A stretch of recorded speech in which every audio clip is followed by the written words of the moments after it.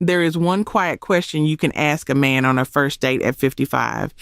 Tell me about the woman who came before me. And his answer in the next 60 seconds will tell you more than a whole evening of small talk ever could. Before we go further, if you believe love and real confidence are still yours after 50, take a moment and subscribe. We are building that beautiful life together, one warm truth at a time. So picture it. You are 55, first date, a quiet cafe, a table by the window, warm daylight coming through, 2 cups of coffee steaming between you. You have already covered the small talk, his job, his grandkids, the weather. And that runs dry, the way it always does. Then you lean in gently and you ask him that one soft question. Tell me about the woman who came before me. And here is what happens next. His answer right there tells you whether this is a man who has healed and is ready to love again, or a man still carrying old wounds he will hand straight to you. It is that simple and that powerful. Now, let me name the things so many of us carry quietly after a divorce or a loss. You want to open your heart again, you really do. But you are a little terrified of pouring yourself into another man's unfinished pain, of loving someone who is still bleeding and calling it romance. You know that feeling. You've done the healing work. You just want to know if he has too. And hear me on this. And asking that question is not a trick. You are not interrogating him. You are not testing him to catch him out. You are simply listening with an open heart and a clear head. You are honoring yourself. That is self-respect, plain and warm. A woman who knows her worth asks the real question, then she sits back and listens. So let's listen. Because there are a few things his answer can reveal, and the first one is the easiest to spot. Listen for bitterness. If he calls her crazy, if every single story somehow ends with her as the villain and him as the poor, wronged man, if his jaw tightens and the warmth drains right out of his voice the moment her name comes up, that, my love, is a red flag waving right there on the table between you. And here is why it matters so much. A man who is still at war with his ex is still married to that anger. He hasn't put it down. He carries it everywhere, into every new room, across every new cafe table. And one day, I promise you, he will be sitting across from someone new, telling that same bitter story. Except this time, the woman in the story will be you.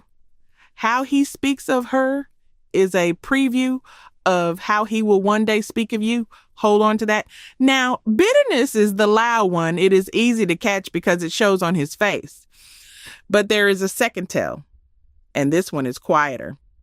It hides behind charm and smooth, easy words. It is a kind of blame that never once, not for a single moment, touches himself. And it is the one most women miss. That second tell. The blame that never once touches himself, hides behind charm and smooth words. Listen closely to whether he can own his part. The emotionally mature man says something like, "We both made mistakes, and I've learned from mine." That's a green flag glowing. Here's what's really happening underneath it.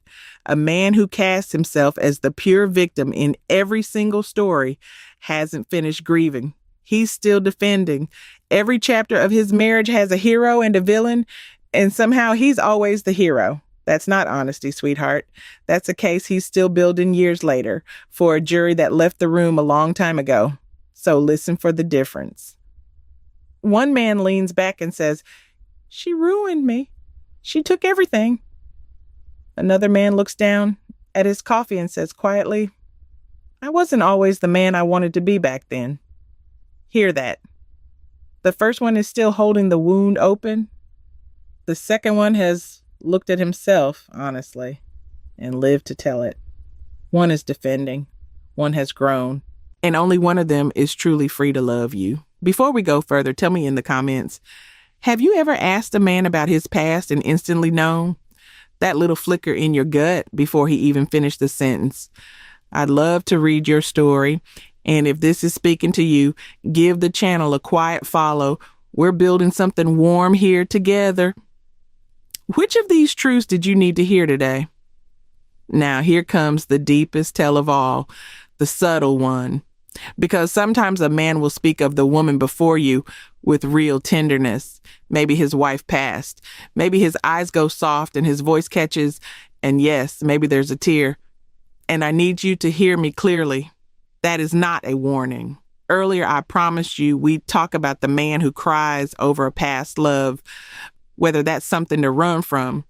So here's the truth. A widower who speaks of his late wife with love, even with tears, is showing you a heart that knows how to love. That's not a red flag. That's a man who gave himself fully once and survived the loss of it. Grief like that isn't dangerous to you. It's proof he has the capacity for the very thing you're looking for.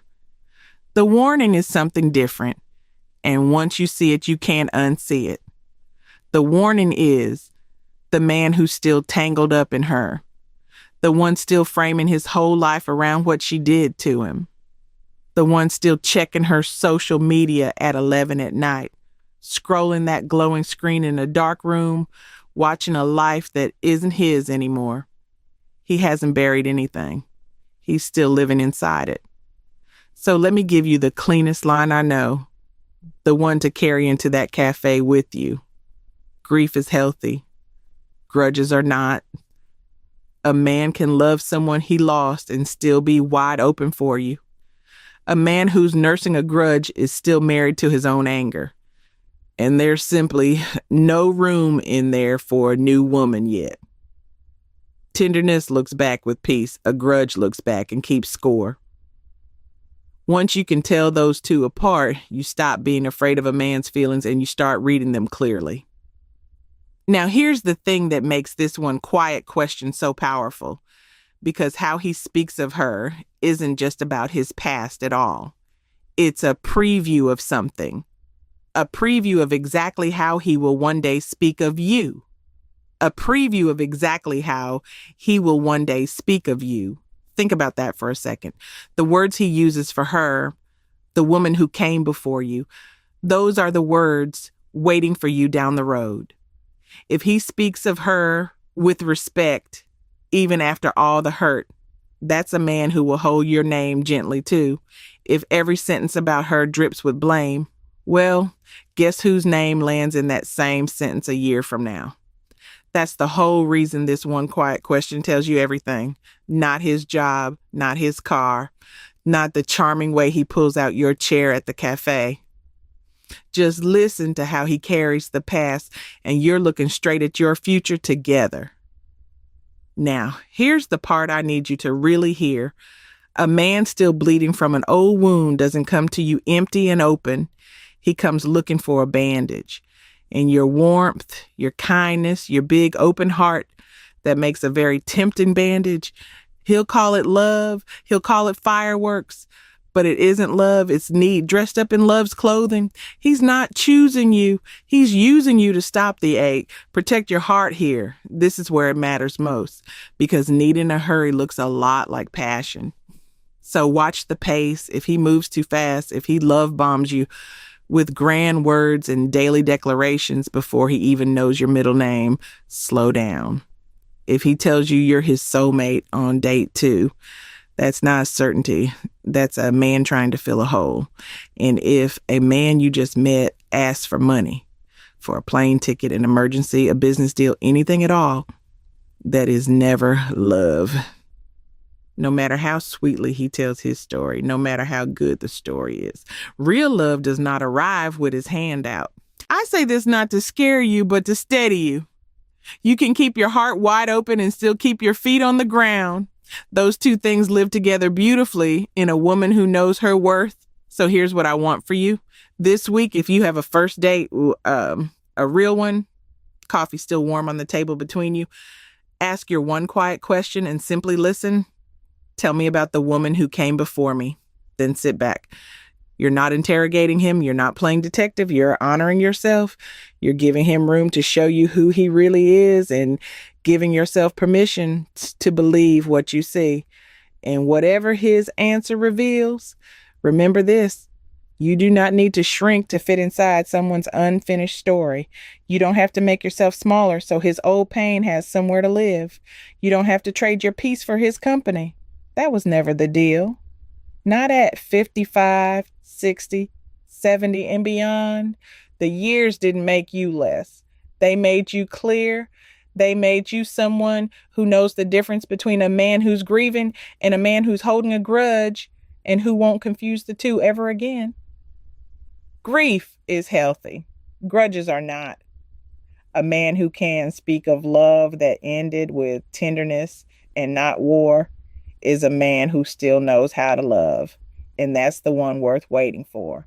So stand tall, keep your heart open but guarded. Trust what his answer tells you and trust yourself to walk away if it's not right, because walking away from the wrong man is how you stay available for the right one. He's out there, a man who has done his own healing, who meets you present and ready, who reaches across the table and takes your hand like it's a gift. And when you ask him your one quiet question, he won't flinch. The right man will be glad you asked.